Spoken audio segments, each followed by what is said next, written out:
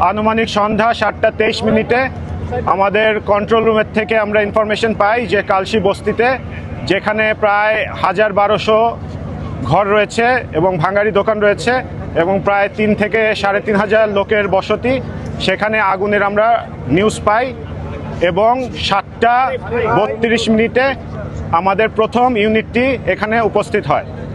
পরবর্তীতে আগুনের ভয়াবহতা দেখে আরও 14টি অর্থাৎ টোটাল 15টি ইউনিট এবং প্রায় 123 জন ফায়ার ফাইটার এবং স্থানীয় জনগণ, ভলেন্টিয়ার, পুলিশ, র্যাব, সেনাবাহিনীর সহায়তায় আমরা 9:35 আগুন নিয়ন্ত্রণে আনতে সক্ষম হই।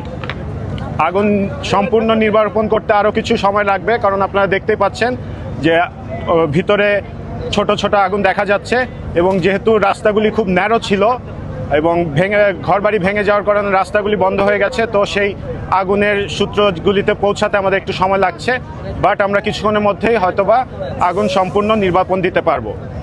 আগুনের ক্ষয়ক্ষতির পরিমাণ বা আগুনের সূত্রপাত কিভাবে হয়েছে তা এখনো জানা যায়নি। তদন্ত সাপেক্ষে এটা পরবর্তীতে জানানো সম্ভব হবে। কয়টার সময় আগুনটা নিয়ন্ত্রণে এসেছে বললেন? 9:35। প্রায় 2 ঘন্টা পরে আগুন নিয়ন্ত্রণ আসলে বেগ পেতে হলো কেন? বেগ পেতে হলো যে বুঝতে পারছেন এটা স্লাম এরিয়া এবং এখানে রাস্তাগুলি খুব ন্যারো, ভিতরের দিকে আগুনের যেখানে আগুন জ্বলছে সেই জায়গায় যাওয়া যাচ্ছিল না বা পানি পৌঁছানো যাচ্ছিল না। আরেকটা সমস্যা হচ্ছে আশেপাশে আপনারা জানেন যে পানির কোনো উৎস নেই, যার কারণে আমাদের 15টা গাড়ি আনতে হয়েছে, বিশেষ পানিবাহিত গাড়ি, এবং সেই গাড়ি দিয়ে ক্রমান্বয়ে আগুনটা নিভাতে হয়েছে। এটা তো তদন্ত না করে বলা যাবে না। এত ধোঁয়া কারণ এখানে ভাঙারি দোকান, কাগজপত্রের দোকান, অন্যান্য প্লাস্টিকের জিনিসপত্রের দোকান, এর জন্য ধোঁয়া বেশি হচ্ছে। আগুনের উৎস তদন্ত না করে বলা যাচ্ছে না।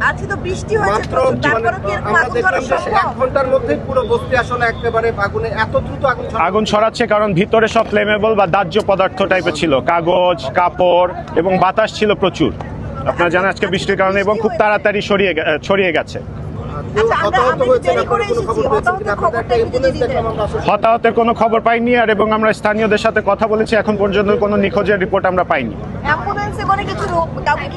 কেউ হয়তো বা আহত হয়েছে, বাট আমাদের কাছে সেই রিপোর্ট আসেনি। না, এরকম আমরা নিউজ পাইনি এখনো। স্থানীয় লোকজনের সাথে আমাদের কন্টিনিউয়াস কথা হচ্ছে, আমরা খোঁজও নিচ্ছি, বাট তারা এখন পর্যন্ত আমাদের কাছে কোনো নিখোঁজ ব্যক্তির ইনফরমেশন দেয়নি। এখানে একটা অভিযান হয়েছিল কি 4-5 দিন আগে, টাইমের পুলিশের সাথে সংঘর্ষ হয়েছিল, এর সাথে এই আগুনের কোনো লিঙ্ক আছে? এটা আমার ধারণা, এই সম্পর্কে আমি মতামত এখন দিচ্ছি না, তদন্ত সাপেক্ষে এটা বলতে পারবো। আপনাদের কোনো তদন্ত কমিটি কি হয়েছে? আমাদের তদন্ত কমিটি হবে, আমরা তদন্ত কমিটি, আমরা ফায়ার সার্ভিসের নিয়ম থেকে আমরা তদন্ত কমিটি গঠন করব। আমার নাম lieutenant colonel M A Azad Anwar, আমি পরিচালক প্রশিক্ষণ পরিকল্পনা উন্নয়নের দায়িত্বে আছি। এই মুহূর্তে কয়টা ইউনিট কাজ করছে? এই মুহূর্তে 15টি ইউনিট কাজ করছে। ওকে, থ্যাংক ইউ।